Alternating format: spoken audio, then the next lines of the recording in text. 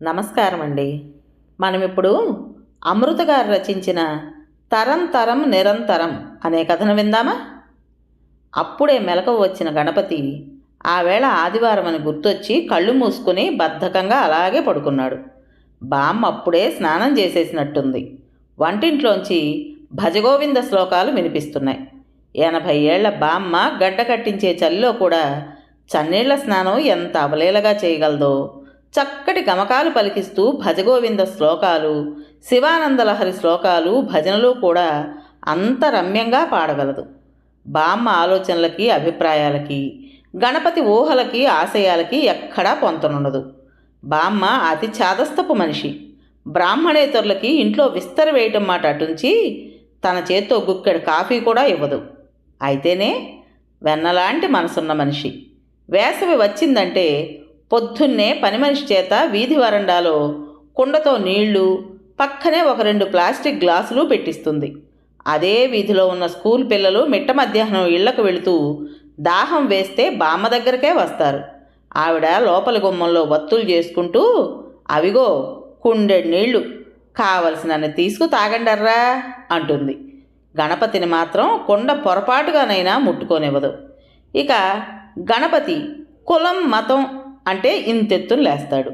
సాక్షాత్తు శంకరాచార్యుల వారే సర్వమానవ సమానత్వం బోధించారని ఉదాహరణలతో సహా ఉపన్యాసాలు ఇస్తాడు.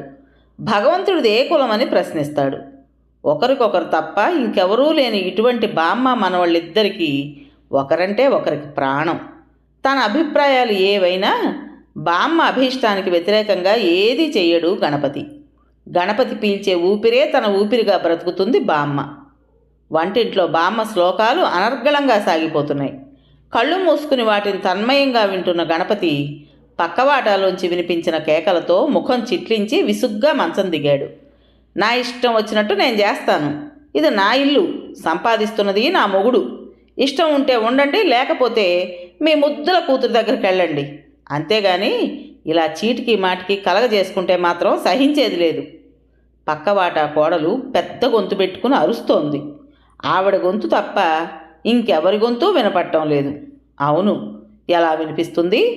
తిట్లు తింటున్న అత్తగారు మరి నోరెత్తలేదు. మామగారు పాపం భార్యని కోడలు తిడుతుంటే సహించలేరు. కొడుకు కోడలు ఎక్కడ ఇంట్లోంచి గెంటేస్తారోనని ముసలావిడే ఆయన నోరు నొక్కేస్తుంది. ఇక ముసలావిడ కొడుకు పూర్తిగా భార్యా విధేయుడు. అంచేత పెళ్ళాం ఎంతలా అరుస్తున్నా తనకేమీ పట్టనట్టు ఊరుకుంటాడు. పక్క దిగిన గణపతి పక్కవాట వృద్ధ దంపతుల మీద జాలి పడుతూ పెరట్లోకి బయలుదేరాడు. వంటింట్లోకి వచ్చేసరికి బామ్మ మౌనంగా కుంపటి విసురుతూ కనిపించింది. ఆవిడ్ని చూసేసరికి పక్కవాటాలోంచి కేకలు వినిపించగానే బామ్మ చదువుతున్న శ్లోకం కూడా ఆగిపోయిందని గుర్తొచ్చింది గణపతికి. శ్లోకాలు ఆపేశావేం బామ్మ అన్నాడు. విసురుతున్న బామ్మ తలెత్తి చూస్తూ, ఒక పక్క శోకాలు వినిపిస్తుంటే మరో పక్క శ్లోకాలు ఎలా సాగుతాయిరా అంది. గణపతి మాట్లాడకుండా వెళ్ళి ముఖం కడుక్కున్నాడు. వచ్చి బామ్మ కాస్త ఎడంగా కూర్చున్నాడు. మనవణ్ణి చూస్తూనే సిద్ధం చేసుంచిన కాఫీ గ్లాసు అతని వైపు నేల మీద పెడుతూ, రేపు ఫస్ట్కి పక్కవాటా వాళ్ళని ఖాళీ చేసేయమని చెప్పేస్తాన్రా అంది. ఎప్పుడో ఒకప్పుడు బామ్మ నోటి నుంచి ఇలాంటి మాటలు వస్తాయని ఊహిస్తున్నప్పటికీ ఒక్కసారి చకితుడయ్యాడు గణపతి. అతడి ఆశ్చర్యాన్ని పట్టించుకోకుండా, అవునరా, ఆ ముసలావిడ పడుతున్న రంపపు కోత కళ్ళారా చూస్తూ భరించలేకపోతున్నాను. పేదరికంలో మగ్గిపోతూ కూడా ఉన్న ఆ ఒక్క కొడుకుని అపురూపంగా పెంచడానికి వాళ్ళు ఎంత శ్రమపడ్డారో ఆవిడ ఎన్నోసార్లు నాకు చెప్పింది. జీవితమంతా కష్టపడ్డ మనుషులు వృద్ధాప్యం వచ్చాక తమ వాళ్ళ మధ్య వాళ్ళ ప్రేమాభిమానాలతో విశ్రాంతిగా బతకాలనుకుంటారు. ఒంట్లో శక్తి ఉడిగిపోయి చేతిలో డబ్బు లేక రక్త సంబంధీకులు పెట్టే బాధలు భరిస్తూ వాళ్ళు విదిలించే మెతుకులు కతుకుతూ, ఆ బాధ పగవాళ్లకు కూడా వద్దు నాయనా అంటూ తన ఆవేదనంతా వెళ్ళబోసుకుంది ఆవిడ. బామ్మ ఆవేశాన్ని చూసి ఒక్క క్షణం చలించిపోయాడు గణపతి. వెంటనే మాట మారుస్తూ హాస్యంగా, చూసావా, అందుకే నేను కులాలు మతాల కంటే మనుషులే గొప్పవాళ్ళు అంటాను.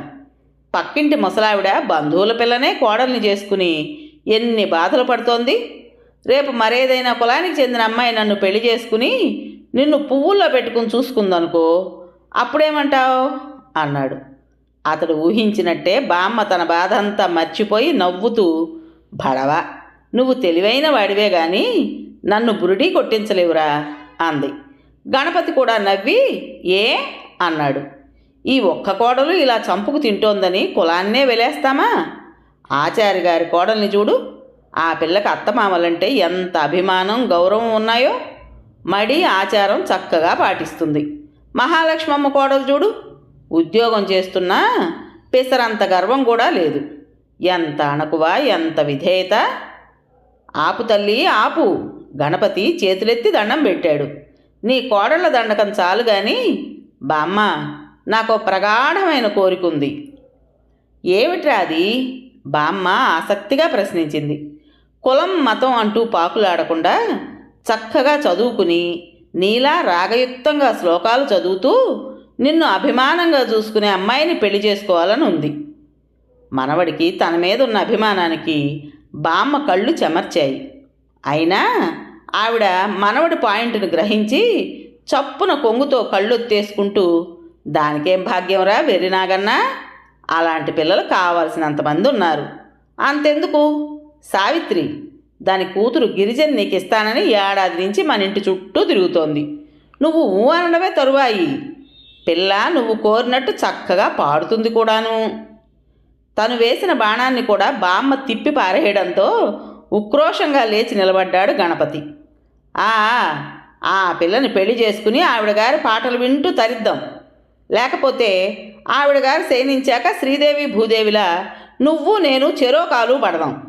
ఆ సావిత్రమ్మ నిన్నేమైనా కాకాపడుతుందేమో. ఇప్పుడే చెబుతున్నా, నేను ఆ గిరిజన మాత్రం నా కంఠంలో ప్రాణం ఉండగా చేసుకోను అంటూ ఖచ్చితంగా చెప్పేసి గబగబా ముందు గదిలోకి వెళ్ళిపోయాడు. మనవడి కోపానికి నవ్వుకుంటూ పనిలో నిమగ్నమైంది బామ్మ. చెప్పినట్టే ఫస్ట్ కల్లా పక్కవాటా ఖాళీ చేయించేసింది. 2 వాటాలున్న ఆ ఇంటి గేటుకి టులెట్ అన్న బోర్డు గణపతి చేత తగిలిపించింది. టులెట్ బోర్డు పెట్టిన 2వ రోజు సాయంత్రమే బామ్మ ఇంటి ముందు అరుగు మీద కూర్చుని పక్కింటి మహాలక్ష్మమ్మతో కబుర్లు చెబుతుండగా గేటు తీసుకుని 22 ఏళ్ల ఒక అమ్మాయి లోపలికి వచ్చింది. భుజాల చుట్టూ కొంగు కప్పుకుని కొంగు మీదుగా హ్యాండ్ బ్యాగ్ తగిలించుకొని అలసిపోయిన ముఖంతో వస్తున్న ఆ అమ్మాయి వైపు ఆసక్తిగా చూస్తూ, ఎవరు కావాలమ్మా అని ప్రశ్నించింది బామ్మ. ఆ అమ్మాయి కొంచెం తడబడుతూ టులెట్ బోర్డు వైపు చూపిస్తూ, ఆ బోర్డు చూసి వచ్చానండి, ఇల్లు కావాలి అంది. ఓహో అలాగా, బాగానే ఉంది కానీ మరోలా అనుకోకపోతే నీ కులమేమిటో చెప్తావా? బామ్మ ప్రశ్నకు ఆ అమ్మాయి పెదవులు తడి చేసుకుంటూ, బ్రాహ్మణులవండి అంది. ఆ మాట వినగానే బామ్మ ముఖం ప్రసన్నమైంది. అయినా సంతృప్తి పడకుండా, బాగుందమ్మా, మీ ఇంటి పేరేమిటి అంది. రాయవరపు వారండి. ఆ అమ్మాయి టీచర్ ముందు చేతులు కట్టుకుని జవాబు చెబుతున్న చిన్నపిల్లల వినయంగా చెప్పింది. అంటే నియోగులన్నమాట, మా శాఖే కూడాను. బామ్మ సంతృప్తి పడుతూ, ఎవరెవరు ఉంటారమ్మా అని ప్రశ్నించింది. ఆ ప్రశ్నతో ఆ అమ్మాయి ముఖంలో కళ తగ్గింది. నేనొక్కరినే ఉంటానండి అంది తల వంచుకుంటూ. బామ్మ ఆశ్చర్యపోతూ, ఏమిటి, నువ్వు ఒక్కరివే ఉంటావా? మరి మీ వాళ్ళో అంది. ఆ అమ్మాయి కళ్ళల్లో నీళ్లు తిరిగాయి. నాకెవరూ లేరండి. అమ్మా నాన్న చిన్నప్పుడే పోయారు. అన్నదమ్ములు అక్క చెల్లెళ్ళు లేరు. మా మామయ్యే నన్ను పెంచాడు. ఆయన ఈ మధ్య పోయారు. ఇంకా ఈ లోకంలో నాకు నా అన్న వాళ్ళెవ్వరూ లేరు వణుకుతున్న గొంతుతో చెప్పింది. ఆ అమ్మాయి మాటలతో బామ్మ మహాలక్ష్మమ్మ ఇద్దరూ జాలిపడ్డారు. అయ్యో నిలబడే ఉన్నావు, ఇలా కూర్చోమ్మా అంటూ అరుగు మీద తనకి దగ్గరగా కూర్చోబెట్టుకుని ఆ అమ్మాయి వివరాలన్నీ రాబట్టింది బామ్మ. ఆ అమ్మాయి పేరు శ్రీలక్ష్మి. ఏదో ప్రైవేట్ కంపెనీలో టైపిస్టుగా పనిచేస్తూ తన పొట్ట తనే నింపుకుంటోంది. తన కొలీగ్ ఒక అమ్మాయితో కలిసి ఒక పోర్షన్లో ఉండేది. ఆ అమ్మాయి ఈ మధ్యనే పెళ్లి చేసుకుని వెళ్ళిపోయిందట. ఒంటరిగా ఉండడం చూసి ఇంటిగల వాళ్ళ అబ్బాయి నానా పోకిరీ వేషాలు వేస్తున్నట్ట. నాకు దిక్కు మొక్కు ఎవరూ లేకపోవడం ఆ వెధవకి మరీ అలుసుగా ఉందండి. అందుకే సాధ్యమైనంత త్వరగా ఆ ఇల్లు ఖాళీ చేసేసి మరో చోటికి వెళ్ళిపోదామని ఉంది. పక్కన మీ బోటి వాళ్ళు ఉంటే నాలాంటి ఒంటరి పక్షికి కొన్నంత ధైర్యంగా ఉంటుంది. బామ్మగారు, ఒక్కతినే ఉంటానని సందేహించక నాకు ఇల్లిచ్చి పుణ్యం కట్టుకోండి అంటూ ప్రాధేయపడింది శ్రీలక్ష్మి. ఆ మాటలతో మరింత కరిగిపోయింది బామ్మ. మహాలక్ష్మమ్మ మాత్రం, దానికేముందమ్మా, ఒంటరి మగవాడుంటానంటే బెంగగాని ఆడపిల్లవి నీకిల్లు ఇవ్వడానికి బాధేముంది? ముందు ఇల్లు అద్దె నీకు నచ్చని అంది. ఆ బాధేమీ లేదండి. ధైర్యంగా ఉండగలిగే చోటైతే ఇల్లు ఎలా ఉన్నా సర్దుకుపోగలను. అద్దె కూడా ఎంతైనా పర్వాలేదు. సంపాదించేదంతా ఖర్చు పెట్టుకునేది నేనేగా అంది శ్రీలక్ష్మి. సరే, అయితే నీకు ఇల్లు ఇచ్చినట్టే. రా చూపిస్తాను అంటూ లేచింది బామ్మ. మహాలక్ష్మమ్మ సెలవు తీసుకుంది. తాళాలు తీసుకొచ్చిన బామ్మ ఇల్లు చూపిస్తూ, అన్నట్టు నీకు ఇంకో విషయం తల్లి, నీ పరిస్థితిని బట్టి ముందే చెబుతున్నాను అంది. శ్రీలక్ష్మి ఆతృతగా, ఏమిటి బామ్మగారు అంటూ ప్రశ్నించింది. నాకు ఓ మనవడున్నాడు. బ్యాంకులో పెద్ద ఆఫీసరు. ఇంకా పెళ్లి కాలేదు. అయితే మనిషి రత్నం లాంటివాడు. మీ ఇంటిగల వాళ్ళ కుర్రాడిలా ఏ వేషాలు వేయడు. అది మాత్రం నేను హామీ ఇస్తున్నాను. బామ్మ మాటలకి శ్రీలక్ష్మి పెదవులు చిరునవ్వుతో విచ్చుకున్నాయి. ఇంకా ఏదో అనుకుని కంగారు పడ్డాను.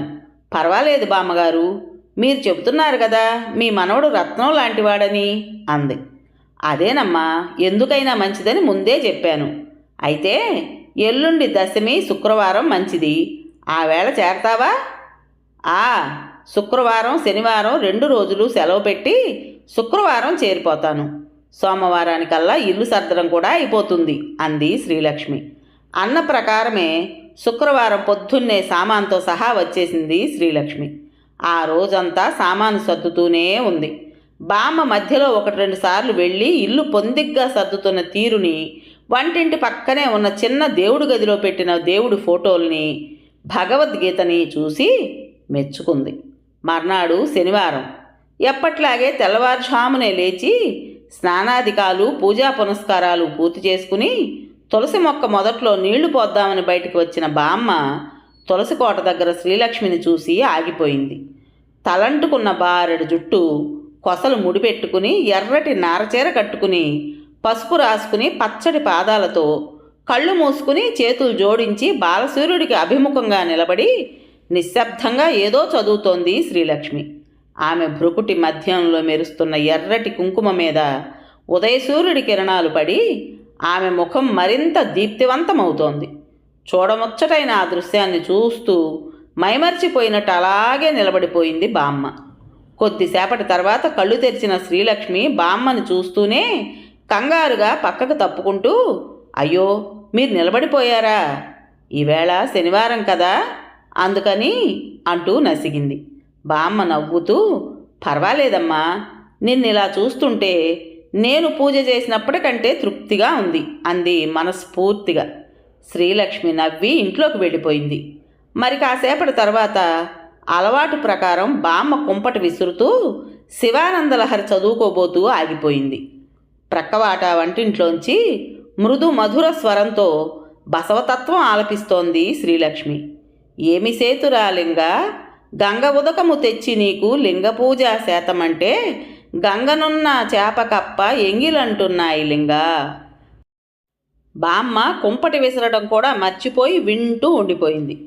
బామ్మ, పాలు పొంగిపోతున్నాయి అంటూ వెనక నుంచి వినిపించిన గణపతి మాటలతో తెప్పరిల్లి చెమర్చిన కళ్ళు తుడుచుకుంటూ, ఆహా, నక్కల ఊళల స్థానంలో కోయిల పంచమస్వరం చోటు చేసుకుందిరా అంది. ఆ అమ్మాయి పాట గురించేనా? ముఖం తుడుచుకుంటూ అడిగాడు గణపతి. బామ్మ అవునన్నట్లు తల ఊపింది. పాటే కాదురా, ఆ పిల్లే ఒక మంచి ముత్యం. చక్కటి రూపం, రూపానికి తగ్గ ఒద్దిక, వినయం, ఆ ప్రవర్తన అసలు ఈ కాలం పిల్ల కానే కాదు అంది. ఆహా, ఆవిడగారు ఓ పాట పాడి కాస్త దేవుడికి దండం పెట్టేస్తే చాలు, అంత మంచిదైపోయిందే. గణపతి వెక్కిరించాడు. చాలేరా, ఆ పిల్ల గురించి నీకేం తెలుసు? ఇదిగో సందర్భం వచ్చింది కాబట్టి చెబుతున్నాను. నువ్వు మాత్రం ఆ పిల్ల జోలికి పోమాకు. ఆ పిల్ల కనిపిస్తే చప్పున ఇంట్లోకి తప్పుకో. ఇంతకు ముందున్న ఇంటి గల వాళ్ళ కుర్రాడు ఏవో వ్యధవేషాలు వేశాడనే. బామ్మ మాటల్ని మధ్యలోనే ఆపు చేస్తూ కోపంగా లేచి నిలబడ్డాడు గణపతి. చాలే, ఇంతోటి గుణసుందరి నాకు దొరకదని నేను నీ మహాలక్ష్మి వెనకాలే పడతానా? అలాంటి వెధవ బుద్ధులు నాకేం లేవు. ముందొచ్చిన చెవులు కంటే వెనకొచ్చిన కొమ్ములు వాడని ఆ పిల్ల నిన్నగాక మొన్నొచ్చిందో లేదో నాకే బుద్ధులు చెప్పించేంత గొప్పదైపోయింది నీకు అంటూ విసురుగా వెళ్ళిపోయాడు. బామ్మ నవ్వుకుంటూ తిరిగి పనిలో నిమగ్నమైంది. 15 రోజులు గడిచాయి. శ్రీలక్ష్మి బామ్మకు మరింత దగ్గరైంది. లైబ్రరీ నుంచి బామ్మకు కావలసిన పుస్తకాలు తెచ్చిపెట్టడం, సాయంత్రం ఆఫీస్ నుంచి వచ్చాక కాసేపు బామ్మ దగ్గర కూర్చుని కబుర్లు చెప్పడం శ్రీలక్ష్మికి అలవాటయ్యాయి. ఒక సోమవారం నాడు సాయంత్రం ఏదో మాటల్లో, శ్రీలక్ష్మి, ఈవేళ రాత్రి నేను భోంచెయ్యను, ఈవేళ సోమవారం కదా, ఒంటిపూటే తింటాను అంది. బామ్మ మెప్పుదలగా చూస్తూ, ఎన్ని నియమనిష్టలు తల్లి నీకు, ఈ కాలంలో పుట్టవలసిన దానివి కావు అంది. శ్రీలక్ష్మి నవ్వి, నేను భగవంతుణ్ణి ఎందుకు పూజిస్తానో తెలుసా బామ్మగారు అంది. బామ్మ ఆశ్చర్యంగా ఎందుకు అంటూ ఎదురు ప్రశ్నించింది. నేను బ్రాహ్మణ కులంలో పుట్టానని, పూజా పునస్కారాలు చేయడం నా విధి అని నేను ఇవన్నీ చేయడం లేదు. భగవంతుడు ఉన్నాడో లేడో అన్న సంశయం కంటే భగవంతుడు ఏదో ఒక అతీత శక్తి ఉందన్న నమ్మకం మనిషికి ఎక్కువ. ఆ భగవంతుడు కరుణామయుడు, ఆపద్బాంధవుడు, బీదా గొప్ప తేడాలు, కులమత తారతమ్యాలు, మంచి చెడ్డల విచక్షణలు లేకుండా అందరినీ రక్షిస్తాడు.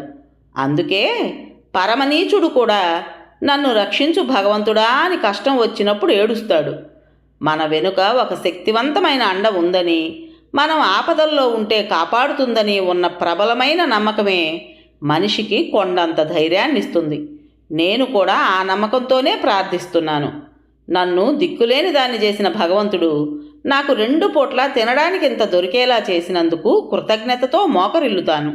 నాలాగే అనాథలైన వారికి, నాకంటే దౌర్భాగ్య స్థితిలో ఉన్నవారికి నాకు తోచిన సహాయం చేస్తూ భగవంతుడు చేసే పనిలో అణుమాత్రమైనా నేను పాలు పంచుకోగలిగానని సంతోషిస్తాను.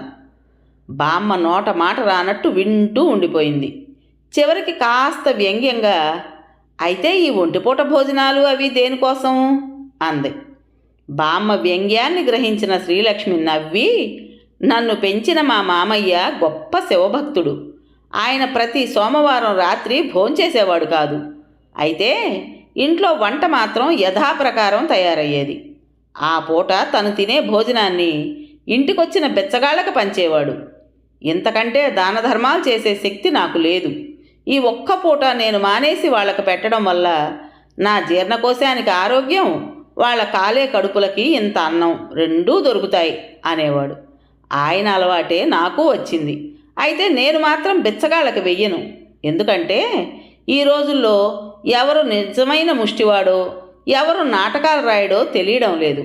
అంచేత నా ఒక పూట భోజనానికి సరిపడే సరుకుల్ని మా ఆఫీస్ దగ్గరుండే రిక్షావాడికి ఇచ్చేస్తాను. వాడి భార్య రోగిష్టిది, 3 పిల్లలు. అందరూ రిక్షా వాళ్ళల్లా వాడికి ఏ వ్యసనము లేకపోయినా వాడి రాబడి వాడికి చాలదు. ప్రతి సోమవారం నేనిచ్చే బియ్యం కనీసం వాడి 3 పిల్లలకి తలో ముద్దైనా వస్తుంది. ఈసారి బామ్మకు నిజంగానే నోట మాట రాలేదు. తెప్పరిల్లిన తర్వాత మనసులో అనుకుంది, నువ్వు పూజలు వ్రతాలు చేసినా చేయకపోయినా భగవంతుడు నిన్ను చల్లగా చూస్తాడు తల్లి. రోజులు గడుస్తున్నాయి. శ్రీలక్ష్మి ఆ ఇంటికొచ్చి నెల దాటింది. ఒక ఆదివారం నాడు ఉదయం 10 గంటల వేళ శ్రీలక్ష్మి వంటింట్లో ఏదో పని చేసుకుంటూ ఉండగా పెరట్లోంచి, అమ్మో చచ్చాన్రా దేవుడా అంటూ బామ్మ కేక వినిపించింది. శ్రీలక్ష్మి చప్పున పెరట్లోకి పరిగెత్తుకొచ్చింది. పెరట్లో ఉన్న నీళ్లకుండీ దగ్గర కాల్జారి పడిపోయిన బామ్మ బాధతో మూలుగుతోంది. శ్రీలక్ష్మి చప్పున బామ్మ దగ్గరికి వెళ్ళి చెయ్యి ఆసరా ఇచ్చి లేవదీసి ఇంట్లోకి తీసుకొచ్చి పడుకోబెట్టింది. బామ్మ కాలు నడుము పరీక్ష చేస్తూ, వెంటనే డాక్టర్ దగ్గరికి వెళ్తే మంచిది బామ్మగారు, మీ మనవడేరి అంది. వాడు లేడే అమ్మా, ఎవరో స్నేహితుడి పెళ్ళిట పొద్దుననగా వెళ్ళాడు, రాత్రికి కానీ రాడు మూలుగుతూ చెప్పింది బామ్మ. సరే, నేను వెళ్ళి మన వీధిలోనే ఉన్న డాక్టర్ని తీసుకొస్తాను, మీరు కదలకుండా అలాగే పడుకోండి అని చెప్పి శ్రీలక్ష్మి గబగబా వెళ్ళి డాక్టర్ని తీసుకొచ్చింది. బామ్మని పరీక్ష చేసిన డాక్టరు ఫ్రాక్చర్ ఏమీ కాలేదని, కాలు బెణికి ఉంటుందని చెప్పి నొప్పి తగ్గడానికి ఏదో ఇంజెక్షన్ చేసి మాత్రలు ఆయింట్మెంటు రాసిచ్చి వెళ్ళిపోయాడు.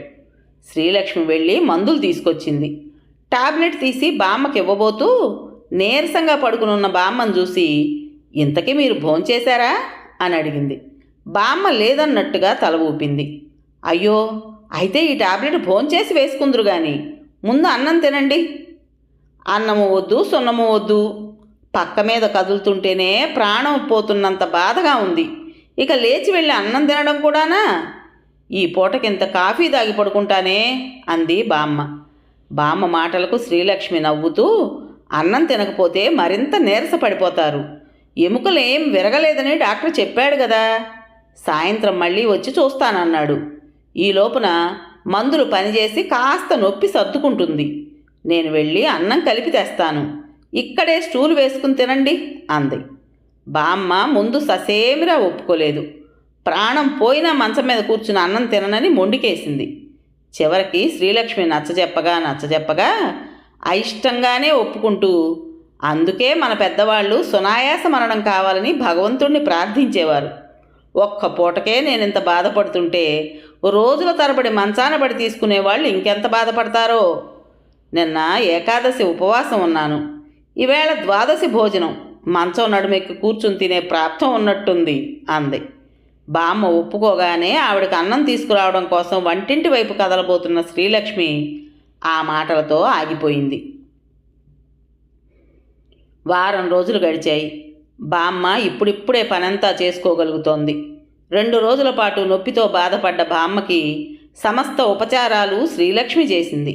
ఒక 4 రోజుల పాటు వంట కూడా శ్రీలక్ష్మికే అప్పజెప్పి ఆమెను కూడా తమ ఇంట్లోనే భోజనం చేయమంది బామ్మ. పెళ్లి నుంచి వచ్చాక విషయం తెలుసుకున్న గణపతి కూడా శ్రీలక్ష్మి చేసిన సహాయానికి కృతజ్ఞతలు చెప్పుకున్నాడు. ఆమె తమ ఇంట్లో తిరుగుతున్న 4 రోజులు ఆమె కంటపడకుండా బుద్ధిగా ఎడమెడంగా మసిలాడు. ఒకనాడు సాయంత్రం గణపతి బ్యాంకు నుంచి వచ్చేసరికి శ్రీలక్ష్మి వాటాకి తాళం కప్ప కనిపించింది. అది చూడగానే గణపతి కనుబొమ్మలు ముడుచుకున్నాయి. క్రితం రాత్రి ఈరోజు ఉదయం కూడా ఆమె జాడలేదు. ఇంటికి తాళం వేసే ఉంది. 2 రోజులుగా ఆమె ఎక్కడికి వెళ్ళినట్లు? సందేహిస్తూనే బామ్మని అడిగాడు గణపతి. ఏదో పుస్తకంలో బొమ్మలు చూస్తున్న బామ్మ తలెత్తి, ఎక్కడికో వెళుతుంది. ఆ అమ్మాయి ఆరా నీకెందుకురా అంది. గణపతి మొహం ముడుచుకుంటూ, పక్కవాటాలో ఉంటున్న మనిషి కదా, 2 రోజులుగా కనిపించలేదని అడిగాను. అది తప్పేనా అన్నాడు. బామ్మ మళ్ళీ పుస్తకంలోకి చూస్తూ, మరి కనపడదులే, నేనే పొమ్మన్నాను అంది. గణపతి ఉలిక్కిపడ్డాడు. నువ్వే పొమ్మన్నావా? ఎందుకు? ఇల్లు ఖాళీ చేసి వెళ్ళిపోయిందా అంటూ ఆతృతగా ప్రశ్నల వర్షం కురిపించాడు. ఏదో నీ కట్టుకున్న పెళ్ళాన్ని నేను తన్ని తగలేసినట్టు ఆ కంగారేమిట్రా? ఆ పిల్ల అసలు రంగు బయటపడింది, పొమ్మన్నాను. మరో ఇల్లు దొరికేదాకా ఉంటానంది. అందాక ఏ స్నేహితురాలింట్లోనో ఉండు గాని నా ఇంట్లో మరొక క్షణం కూడా ఉండడానికి వీల్లేదన్నాను. వెళ్ళిపోయింది అంది బామ్మ. అచేతనంగా వింటున్న గణపతి, ఏమిటి నీకు కనిపించిన అసలు రంగు అన్నాడు. ఆ పిల్లది మన కులం కాదుట. బామ్మే తిరిగి అందుకుంటూ, బ్రాహ్మణ పిల్లనని చెప్పి నన్ను మోసం చేసింది. కులం గోత్రం చక్కా ఏకరువు పెట్టి బుట్టలో వేసేసి ఇల్లు సంపాదించుకుంది. నిన్న ఆ పిల్ల లేనప్పుడు తన స్నేహితురాలెవరో వచ్చి అసలు విషయం చెప్పింది. వెంటనే తగిలేశాను అంది. గణపతి ఒక్కసారిగా సర్వశక్తులు ఉడిగిపోయిన వాడిలా నేలను చతికిలబడుతూ, ఆ అమ్మాయి నిన్నేమీ మోసం చేయలేదు బామ్మ అన్నాడు. బామ్మ ఏదో అనబోయింది. గణపతి ఆవిడ్ని వారిస్తూ, ఆగు, నన్ను చెప్పని. శ్రీలక్ష్మి నిన్నేమీ మోసం చేయలేదు. మోసం అంటూ చేస్తే చేసింది నేను అన్నాడు. ఈసారి బామ్మ నోరు తెరిచింది. అవును, శ్రీలక్ష్మిని నేను ప్రేమించాను. ఆ అమ్మాయిలో నువ్వు నేను ఇష్టపడే గుణాలన్నీ ఉన్నాయి. తను పూర్తి శాకాహారి కూడా. మాంసాహారం అంటేనే అసహించుకుంటుంది. అయినా నీకు కావలసిన కులపిల్ల కాదు. అంత మాత్రాన నేను ఆ అమ్మాయిని వదులుకుని మరో కులమింటి కోతిని పెళ్ళాడలేకపోయాను. ఇలాంటి పిల్లలు మన కులంలో లేరా అని నువ్వు అడగొచ్చు. కానీ వాళ్ళెవరూ నాకు తారసపడలేదు. ఇటువంటి అమ్మాయి మన కులం పెళ్ళి అయ్యి ముందుగా నాకు పరిచయమై మేమిద్దరం ప్రేమించుకుంటే అంతా నీకు అనుగుణంగానే జరిగి ఉండేది. నేను కులం దాటి వెళ్ళేవాణ్ణి కాను. కానీ నేను తొలుతగా ఇష్టపడ్డ శ్రీలక్ష్మి నా దురదృష్టవశాత్తు మన కులం అమ్మాయి కాదు. ఆ మాట వినగానే నేను నీ గురించే కంగారు పడ్డాను. కానీ చేజిక్కిన రత్నాన్ని కులం కోసం వదిలేసి మన కులంలో మరో రత్నం కోసం వెతుక్కోవడం అవివేకం అనిపించింది. ఆ మాటే శ్రీలక్ష్మితో చెప్పాను. తను ముందు ఒప్పుకోలేదు. నీకు నచ్చిన అమ్మాయినే చేసుకోమంది. నేను తనకు నచ్చజెప్పాను. తనని నువ్వు చూస్తే తప్పకుండా ఇష్టపడతావని చెప్పాను. కానీ తనని నీ దగ్గరికి ఎలా తీసుకురావటమా అన్నది ఒక సమస్య అయింది. నా అదృష్టం కొద్దీ నువ్వు పక్కవాట ఖాళీ చేయించేశావు. వెంటనే నేనే శ్రీలక్ష్మిని నీ దగ్గరకు పంపించాను. నువ్వు ఇంటి పేరు అది అడుగుతావని నాకు తెలుసు. అందుకే నీకు చెప్పవలసినవన్నీ ముందుగానే చెప్పి పంపించాను. నువ్వు తృప్తిపడి ఇల్లిచ్చావు. తర్వాత శ్రీలక్ష్మి గుణగణాలు కూడా నీకు నచ్చాయి. కాలు జారి నువ్వు పడిపోయినప్పుడు కూడా తను నీకు కన్న కూతురు కంటే ఎక్కువగా చేసింది. కానీ నువ్వేం చేశావు? నువ్వే ఎంతో అభిమానించిన అమ్మాయిని కేవలం కులం కోసం వెళ్ళగొట్టేశావు. అలాగే కానీ నేను తన కోసం వెళ్ళను. కనీసం ఎక్కడుందో అనైనా వెతకను. కానీ ఒక్క సంగతి గుర్తుంచుకో, ఈ జన్మకి శ్రీలక్ష్మిని మర్చిపోయి ఇంకో అమ్మాయిని చేసుకోవడం అనేది మాత్రం కలలో మాట. భార్య అనేది వండి పెట్టడానికి, సంసారం చేయటానికే కాదు, మనసారా కలిసి జీవించటానికి కూడా. ఆ సహజీవనం నాకు ఒక్క శ్రీలక్ష్మితోనే సాధ్యపడుతుంది. అంచేత ఇంక నా పెళ్లి గురించి మర్చిపో. గణపతి లేచి మళ్ళీ చెప్పులు వేసుకుని వీధిలోకి వెళ్ళిపోయాడు. తిరిగి తిరిగి దిమ్మెత్తి రాత్రి 10 గంటలకు అతని ఇల్లు చేరుకునేసరికి ఇంటి తలుపులు వేసున్నాయి. విసుగ్గా తలుపులు కొట్టాడు గణపతి. మరో నిమిషంలో తలుపులు తెరుచుకున్నాయి.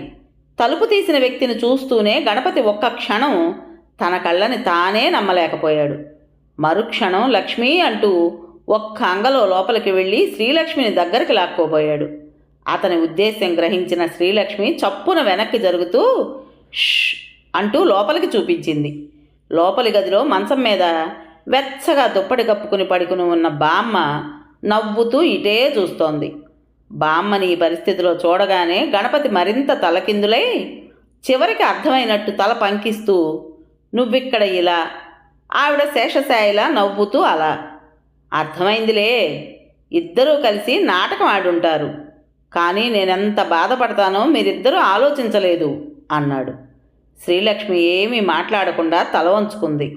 బామ్మ మాత్రం మరేం పర్వాలేదులేరా, ఎంతసేపు, ఒక 2 గంటల బాధ అంతేగా, సుఖం విలువ మరింత పెరుగుతుంది కూడాను. నేను మాత్రం బాధపడలేదు. మరో కులం పిల్లని నాలాంటిది ఒప్పుకోవాలంటే ఎంత సంఘర్షణ పడాలో నువ్వేమైనా ఆలోచించావా అంది. ఆ మాటలకి గణపతి చప్పున వచ్చి బామ్మ పక్కన కూర్చుంటూ, పోనీ ఇప్పటికైనా చెప్పు, శ్రీలక్ష్మి నీకు నచ్చిందా అన్నాడు. బామ్మ నవ్వి దుప్పటిని మరింత దగ్గరగా లాక్కుంటూ, నచ్చలేదంటే అంది. పొమ్మందాం తను నవ్వుతూ అన్నాడు గణపతి. అయితే నచ్చలేదు, పొమ్మను. బామ్మ గంభీరంగా అనేటప్పటికీ ఈసారి గణపతికి మాటలు దొరకలేదు. అతని అవస్థ చూసి బామ్మ నవ్వుతూ, వెర్రి నాగన్నా, మనుషుల విలువ నాకిప్పటికి అర్థమైందిరా. మనిషి కోసం కులాన్ని కాలదనుకోగలం కానీ కులం కోసం మనిషిని వదులుకోలేమని తెలుసుకున్నాను అంది. బామ్మ మాటలు వినగానే గణపతి మొహం వికసించింది. బామ్మ, థ్యాంక్ యూ బామ్మ, థ్యాంక్స్ ఎలాట్. ఆకలి మండిపోతోంది, ఇక భోంచేసి వస్తాను అంటూ లేచి వెళ్ళబోయి మళ్ళీ ఆగి, అవును, ఇంతకీ లక్ష్మి గురించి నీకెలా తెలిసింది అన్నాడు. అదంతా లక్ష్మి చెబుతుంది, వెళ్ళు. భోజనం కూడా లక్ష్మే పెడుతుంది, కడుపు నిండా తిను ఆప్యాయంగా మనవణ్ణి చూస్తూ అంది బామ్మ. గణపతి లోపలికి నడిచాడు. శ్రీలక్ష్మి అతని వెనకే లోపలికి వెళ్ళింది. లోపలికి వెళుతూనే గణపతి చేయి జాచి శ్రీలక్ష్మిని దగ్గరకు లాక్కున్నాడు. షూ, బామ్మగారు మేలుకునే ఉన్నారు, బావుండదు. శ్రీలక్ష్మి తప్పించుకోబోయింది. మరేం పర్వాలేదు, ఇంతసేపు నీకోసం ఎంతలా బాధపడ్డానో తెలుసా? నాకు నువ్వున్నావన్న నిజాన్ని ఒక్క క్షణం అనుభవించని. శ్రీలక్ష్మి మరేం మాట్లాడలేదు. మౌనంగా అతని చేతుల మధ్య ఒదిగిపోయింది. గణపతి కూడా కొద్దిసేపు ఏమీ మాట్లాడలేదు. తర్వాత శ్రీలక్ష్మి జడ తీసి తన మెడకు చుట్టుకుంటూ, బామ్మకి నీ గురించి ఎలా తెలిసింది? నువ్వేనా చెప్పేశావు అన్నాడు. శ్రీలక్ష్మి నవ్వుతూ అవునన్నట్టుగా తల ఊపింది. ఎప్పుడు చెప్పావు? బామ్మ ఏమంది కుతూహలంగా అడిగాడు. శ్రీలక్ష్మి ఒక్క నిమిషం మాట్లాడలేదు. ఆ క్షణంలో ఆమెకి తన గురించి బామ్మకి చెప్పబోతున్న సన్నివేశం, తను అనుభవించిన వ్యధ మళ్ళీ మనసులో మెదిలాయి. అన్నం తీసుకురావడం కోసం నవ్వుతూ బయలుదేరిన శ్రీలక్ష్మి హఠాత్తుగా విషణ్ణమైన ముఖంతో ఆగిపోవడం చూసి బామ్మ ఆశ్చర్యపోతూ, ఏమిటమ్మా అలా ఆగిపోయావే అంది. శ్రీలక్ష్మికి ఏం చెప్పాలో ఎలా చెప్పాలో తోచలేదు. తను గణపతి విశ్వసిస్తున్న సిద్ధాంతం మంచిదే కావచ్చు, కానీ 80 ఏళ్ల పాటు నియమనిష్టలతో జీవితం గడిపి ఈ వయసులో ఏకాదశి ఉపవాసం చేసి ద్వాదశి భోజనం మంచం మీద తినడానికే బాధపడుతున్న ఈ వృద్ధురాల్ని అన్యకులస్తురాలైన తన చేతి భోజనం పెట్టి మోసగించటం ఎలా? ఎదిరించటం కంటే మోసగించటం మరీ దారుణమైన పని. శ్రీలక్ష్మి చివరికి ఒక నిశ్చయానికి వచ్చి ధైర్యం కూడా తీసుకుంటూ, నన్ను క్షమించండి బామ్మగారు అంది. బామ్మ తెల్లబోయింది. ఏమిటమ్మా పనిమాల ఈ క్షమార్పణలేమిటి అంది. శ్రీలక్ష్మి ఇక ఏమీ దాచలేదు. అంతా పోసగుచ్చినట్టు బామ్మకి చెప్పేసింది. మేం బ్రాహ్మణులం కాదు బామ్మగారు అన్న మాట శ్రీలక్ష్మి నోటి నుంచి వినేసరికి బామ్మకి సర్వప్రపంచం తలకిందులైనట్టయింది.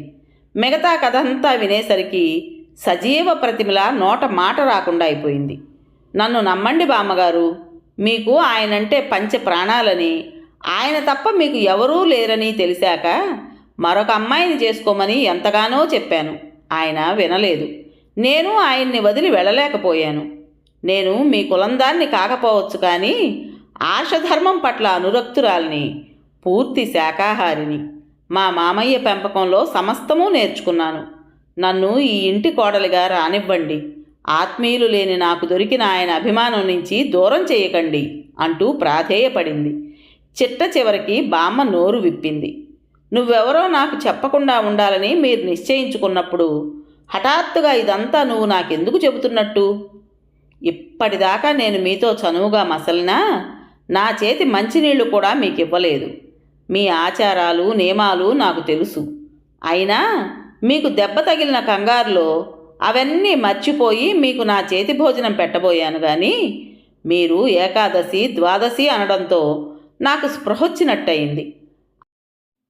ఆయన మిమ్మల్ని ఎదిరించి నన్ను చేసుకున్నా పర్వాలేదు, కానీ ఈ అబద్ధాలతోనే మిమ్మల్ని ఒప్పించి చేసుకోవడాన్ని మాత్రం నేను అంగీకరించలేను. అది దొంగతనంగా వెన్నుపోటు పడవడం అనిపిస్తుంది నాకు. అందుకే ఆ ఉద్దేశంతోనే మిమ్మల్ని మోసగించి నా చేతి భోజనం పెట్టలేకపోయాను. అంతా మీకు చెప్పాను. మీరు అంగీకరిస్తే నేనే పెడతాను, లేకపోతే మీ మనవడు వెళ్ళిన చోటు నాకు తెలుసు, వెళ్ళి ఆయన్ని తీసుకొస్తాను అంది శ్రీలక్ష్మి. బామ్మ ఏమీ మాట్లాడలేదు. మౌనంగా కళ్ళు మూసుకుని సమాధిలో కూర్చున్నట్టు కూర్చుంది. చాలాసేపు ఎదురు చూసిన శ్రీలక్ష్మి నిశ్శబ్దంగా అక్కడి నుంచి లేచి వెళ్ళబోయింది. ఇంతలో బామ్మ కళ్ళు తెరిచి, ఎక్కడికి వెళ్తున్నావు అంది. మీ మనవణ్ణి తీసుకురావడానికి నిర్లిప్తంగా అంది శ్రీలక్ష్మి. బామ్మ నవ్వి, అక్కర్లేదులే, అన్నం తీసుకురా అంది. శ్రీలక్ష్మి సంభ్రమంగా చూసింది.